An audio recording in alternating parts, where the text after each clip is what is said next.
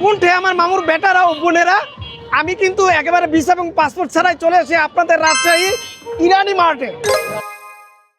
খুব ভালো লাগছে আপনি রাজশাহীতে চলে আসছেন। খুব ভালো লাগছে আপনি রাজশাহীতে চলে আসছেন।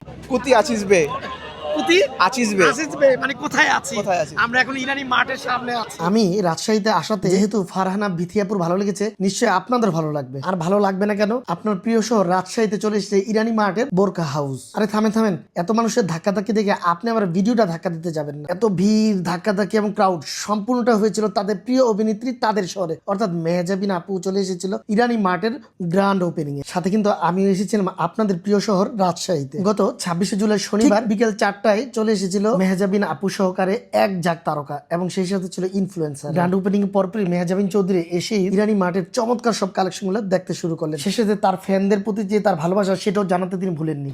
অনেক অনেক ভালোবাসি, আসলে সবাইকে তো ভালোবাসি, আমরা কাজ করি সবার জন্য। মেহজাবিন চৌধুরী এক কথা অসাধারণ একজন মানুষ। আপুর সাথে অনেক কথা হলো, অনেক প্রশ্ন জিজ্ঞাসা করলাম, উনি হাসি মুখে প্রতিটা প্রশ্নের প্রতিটা কথার সুন্দর সুন্দর কিছু উত্তর দিলেন। তার সাথে কথা বলে আমার একটি বারও মনে হয়নি যে আজকেই তার সাথে প্রথম দেখা। আমার সাথে কথা বলা শেষে সে সোজা চলে গেল প্রেস মিটে। বলতে পারবো তাদের কালেকশনটা অবশ্যই আপনাদের ভালো লাগবে। আমার তো আর বসে থাকার উপায় নেই, আমি চলে গেলাম বিখ্যাত সব কন্টেন্ট ক্রিয়েটর এবং ইনফ্লুয়েন্সার এবং অভিনেত্রীর কাছে। দুনিয়া টাকার গোলাম কেন বলছি? এই আপুকে দেখে বলছি। আমি নারায়ণগঞ্জের মেয়ে।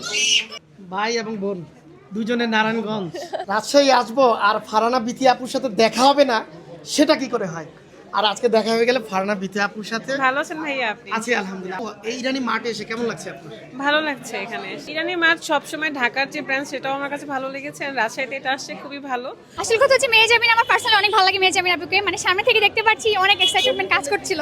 অনেক ভালো লাগছে বিকজ রাজশাহীতে প্রথমবার ইরানি মার্ট আসলো, এটা তো অনেক বড় পাওয়া। হ্যাঁ, ঠিকই বলেছেন আপুটি।